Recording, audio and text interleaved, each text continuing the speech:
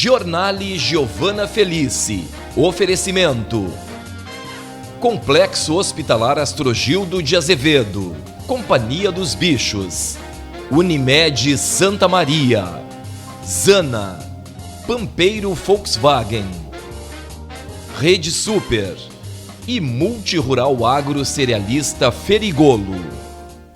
Bloco Direito. Um convite. PRS Monitoramento e Sul Contábil Assessoria Empresarial. O Bloco Direito de hoje conta com a distinta presença da Procuradora da República, que atua no Ministério Público Federal em Santa Maria, doutora Bruna Pfaffenzeller. Formada em Direito pela Universidade Federal do Rio Grande do Sul, a URGS, e pós-graduada em Direito Público pela Escola Superior do Ministério Público Federal, ISMPU. Quanta honra, doutora Bruna Pfaffenzeller. Seja muito bem-vinda ao Giornale. Muito obrigada, Giovana. Um excelente momento estar aqui. Eu agradeço a presença, cumprimento os nossos telespectadores do Giornale, porque acredito, como te dizia em outra oportunidade, que esse é um espaço que nós temos para falarmos e prestarmos contas sobre a atuação do Ministério Público Federal em prol da nossa sociedade. Muito obrigada. Obrigada pela confiança no Giornale. Doutora, para além da atuação criminal, vamos traçar um panorama sobre a efetiva atuação do Ministério Público Federal. Perfeito, Giovana. Muito boa esse teu questionamento para começarmos. O Ministério Público Federal ficou muito conhecido pelas suas atuações criminais, Lava Jato, Mensalão, mas a verdade é que nós temos uma atuação em tutela coletiva de extremo relevo. Nós atuamos desde o buraco na rodovia, problemas na área de saúde, educação que envolvem entes federais, que a gente chama de controle dos atos da administração, concursos públicos federais com algum tipo de vício. Nós atuamos também na tutela da improbidade administrativa. Nós buscamos, em alguma medida, a responsabilização daqueles agentes que cometem algum tipo de ato que lesa o erário, que por algum motivo enriquece ilicitamente ou até mesmo viola princípios. Isso também é atuação do Ministério Público Federal. Nós temos atuação em controle externo da atividade policial, Polícia Rodoviária Federal, Polícia Federal, atuamos em conjunto, mas muitas vezes também submetemos a esse crivo, né, para verificar a legalidade de algumas ações. Nós temos atuação ainda na área ambiental, indígena, populações tradicionais. É uma área de atuação extremamente rica. E como eu digo, não é apenas na área criminal, mas também civil. E é na tutela coletiva, quando nós defendemos os direitos transindividuais e os direitos individuais indisponíveis, que muitas vezes nós alcançamos aqueles resultados que a sociedade sente na pele e de fato, reconhece como sendo uma atuação que modifica o seu dia a dia, né? Melhora a sua condição de vida. Perfeito, é bastante abrangente a atuação do Ministério Público Federal na esfera coletiva, como você mencionou, o que muitas vezes a população desconhece, compreendendo que o MPF é somente aquele órgão que pune, processa e acusa, dedicando-se ao aspecto da criminalidade, como podemos verificar nos inúmeros exemplos que circulam na mídia, né? E especificamente em Santa Maria, quais são as atuações de maior destaque do Ministério Público Federal? Eu acho importante a gente começar pela tutela coletiva, como tu bem disseste. Eu citaria a saúde, porque sabe que Santa Maria tinha a segunda maior judicialização da saúde do país? Isso significa que muitos dos nossos cidadãos, por muito tempo, precisaram se socorrer do Poder Judiciário para ter acesso a serviços básicos de saúde. E o Ministério Público Federal, ele tem uma atuação muito proeminente nessa área aqui em Santa Maria, em função de que o maior hospital terciário de todo o estado do Rio Grande do Sul é um hospital federal, é o Hospital Universitário Santa Maria, que fica aqui em Camobi. Que está sob a atribuição federal. Exato, porque além de ele ser um hospital da Universidade Federal de Santa Maria, hoje ele é administrado pela Empresa Brasileira de Serviços Hospitalares, a EBSER, que é uma empresa pública federal. Então, tudo que nós temos de situações que demandam alguma averiguação ou alguma solução consorciada, né, coligada, em que a gente possa dialogar, passa muitas vezes pelo Ministério Público Federal. Obviamente, né, que nós temos as instâncias administrativas internas do hospital, mas quando isso não se resolve, quando a gente precisa articular, buscar outros interlocutores, o Ministério Público Federal muitas vezes entra. E aí, nesse aspecto, eu queria citar, por exemplo, no ano de 2011, o Hospital Universitário, ele recebeu do MEC, um aparelho de ressonância magnética. Esse aparelho levou 10 anos para poder operar. Primeiro porque não tínhamos, em alguma medida, espaço adequado, né, com as especificações técnicas daquele equipamento. Foi necessário todo um processo licitatório para isso. Depois, nós não tínhamos equipe formada. Então, o Ministério Público Federal, quando soube do fato, e isso aconteceu no final de 2016, nós averiguamos as questões, verificamos que precisávamos intervir, Sim. Fizemos uma recomendação, que é uma forma de buscar dos entes, né, extrajudicialmente, que eles tentem adequar a sua conduta àquela necessidade. Como nós não tivemos esse, nós ajuizamos uma ação civil pública.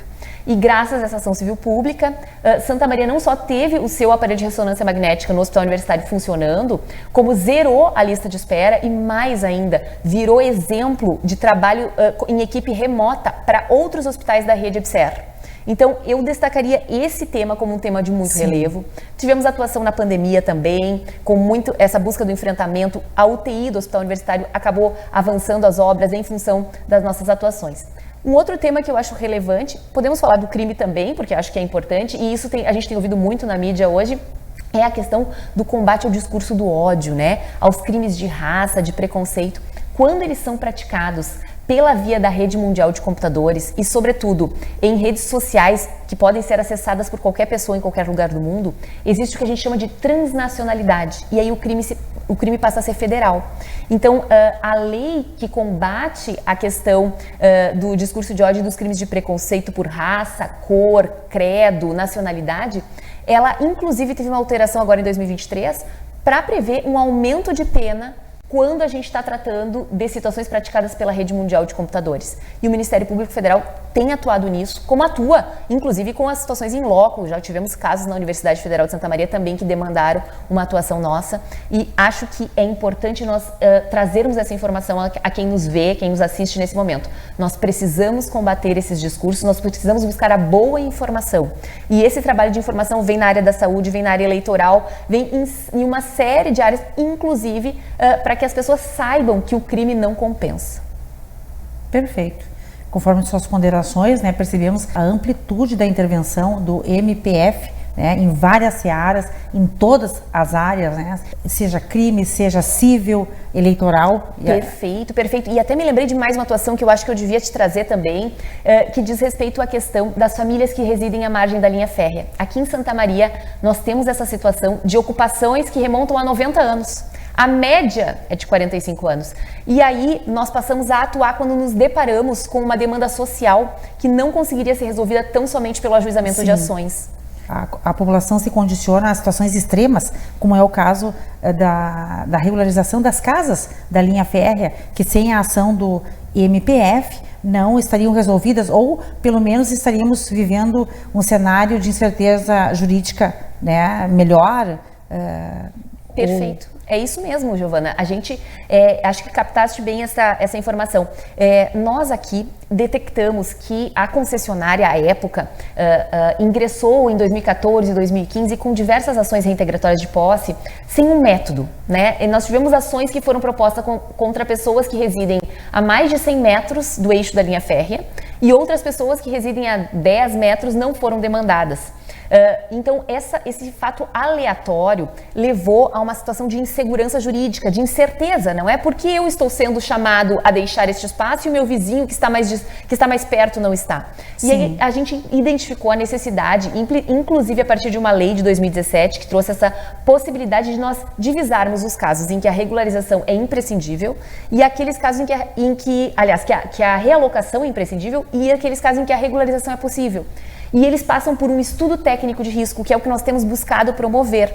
Identificar primeiro a faixa de domínio, porque nós tínhamos trechos que não tinham a faixa de domínio ainda definida, e depois disso um estudo técnico de risco, para que a gente possa saber que naqueles casos em que o risco é incontornável, bom, nós temos que buscar um espaço de realocação. Naqueles casos que o risco é contornável, bom, então nós podemos pensar em regularização, para não tirar as pessoas daquele ambiente onde elas têm os seus laços sociais, educativos, recreativos, familiares, não é? Claro.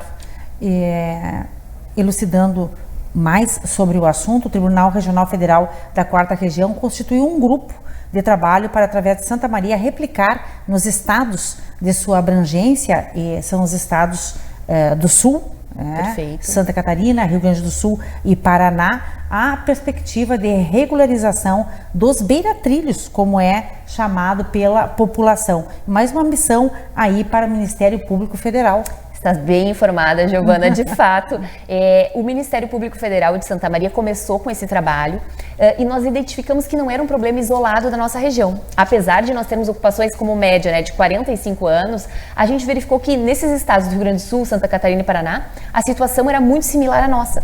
Só que como nós já estávamos no estágio mais avançado, e eu preciso fazer referência aqui à segunda vara federal de Santa Maria, na época, atuava o Dr. Jorge Ledur, nessa demanda ele levou isso ao tribunal, num primeiro momento lá em 2016, e depois eles descobriram ao longo do nosso trabalho a potencialidade que nós tínhamos de encontrar uma solução sistêmica para esses casos, né? Uma situação isonômica em que as pessoas que estão em Santa Maria, assim como as que estão em Almirante Tamandaré, no Paraná, pudessem ter o mesmo encaminhamento. E aí o tribunal constituiu esse grupo de trabalho, um grupo de trabalho focado em ferrovias, no âmbito do Fórum do Direito Interinstitucional à Moradia, e hoje nós estamos avançando a ponto de termos tido, nas últimas ocasiões, reuniões com o ministro do Transporte, né? Nós temos buscado representantes do DENIT, a NTT, Defensoria Pública da União, são muitos interlocutores, e eu tenho que falar sobre o quanto o Tribunal Regional Federal da 4ª Região, ele tem sido um pioneiro nessas ações de atuação e construção dialógica de uma solução. Porque muitas vezes estar apenas judicializada a questão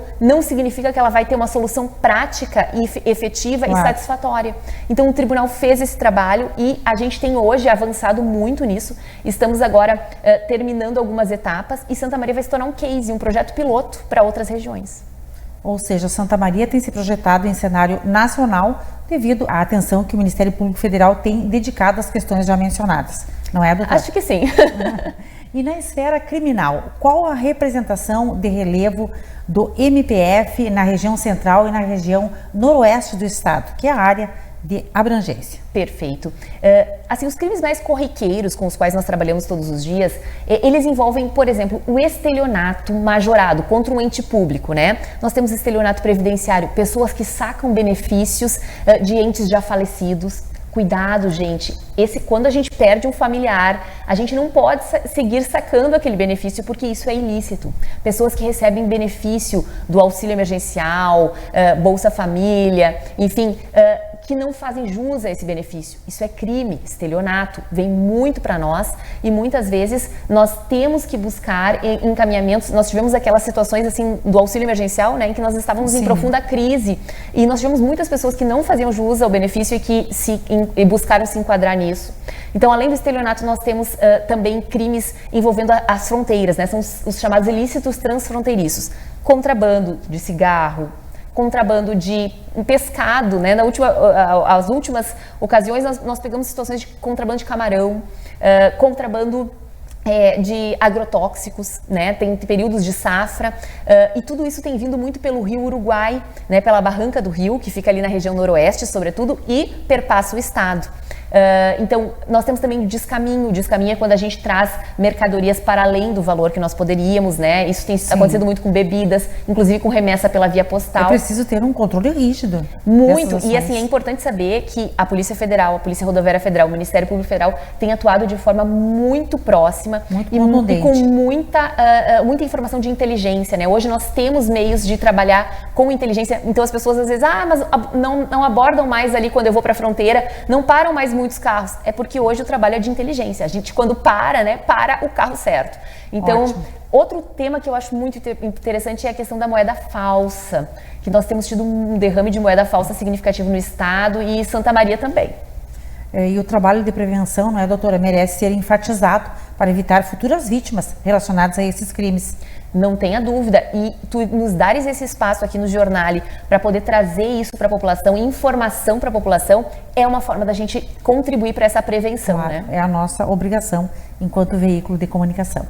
E sobre o derrame de moedas falsas, conforme você citou, vamos aprofundar um pouco mais, né, para levar ao conhecimento do nosso telespectador como este crime está, de fato, ocorrendo. Então, eu tenho notado um público muito jovem recorrendo a esse tipo de crime. Por quê? Porque nós temos tido ofertas de moeda falsa, né, nessas redes sociais, aplicativos, né, de mensagens instantâneas, e as pessoas recebem aquela vantagem, né? compra tanto, paga bem menos, e tem que introduzir, né, para aquele homem mediano que talvez não tenha maior contato com cédulas, que não consiga diferenciar uma cédula falsa de uma verdadeira, acaba se tornando quase uma aventura, né? Só que o crime de moeda falsa, e aos nossos pais que estão ouvindo aqui, mas também aos nossos jovens, não é? Ele é um dos crimes com maior pena do nosso Código Penal. Ele tem pena de 3 a 12 anos. E muitas vezes, quando a gente surpreende alguém recebendo essas notas, porque faz a compra pela rede social, recebe pelo correio, e aí tenta introduzir em circulação, quando a gente surpreende essas pessoas praticando esse crime, elas ficam absolutamente abismadas com o tamanho que a repressão do Estado traz para esse tipo de conduta. Veja, é um crime contra a fé pública. Se a gente perde a fé na circulação do nosso dinheiro, a gente perde muitas vezes a fé na economia. E eu sei que tu tens um quadro sobre empreendedorismo, então, assim, Exato. O dinheiro, a moeda, a circulação da moeda, a confiança nas relações negociais, ela é fundamental. É fundamental. Então, a gente decisiva nas relações. É decisiva. E a gente tem buscado, então, combater e reprimir esse tipo de comércio, né, de moeda falsa. E, assim, recebi uma moeda falsa, né, identifiquei que a nota é falsa, ou alguém me devolveu porque a nota era falsa. E eu tento de novo introduzir, eu perdi a minha boa-fé. Uma coisa é eu não saber, eu não desconfiar. Outra coisa é eu saber e tentar reintroduzir. Sim, Tudo uma coisa isso tem a mesma não pena. agir de má fé. Né? Exatamente. E cometer o ilícito, né? O direito penal, ele pune exatamente aqueles que agem de má fé, né? Com dolo ou, no mínimo, uma culpa em determinados crimes. E realmente é um trabalho de inteligência do Ministério Público Federal interceptar essas organizações criminosas, elucidar todas essas questões e proteger a sociedade. Muito obrigada, doutora, pela sua contribuição aqui no programa, doutora Bruna Pfaffenzeller. Foi realmente uma honra conhecer melhor a sua atuação como Procuradora da República junto ao Ministério Público Federal, trazendo questões que importam para a população. Agradeço a sua disponibilidade e gentil presença. Eu que agradeço, é um privilégio, me sinto lisonjeada de poder participar de um veículo de comunicação com tantos espectadores e que nos dá essa oportunidade de trazermos um pouco mais dessa prestação de contas do nosso trabalho para a nossa sociedade. Eu costumo dizer que o MPF ele tem um lema no qual eu acredito muito: o seu direito é o nosso dever, e é assim que a gente trabalha. Muito obrigada, doutora, e o espaço continua à sua disposição. Muito obrigada. No bloco Saúde e Bem-Estar, teremos a presença do médico anestesiologista, vice-presidente da Unimed Santa Maria, Dr. Cláudio Azevedo. Volto após o intervalo.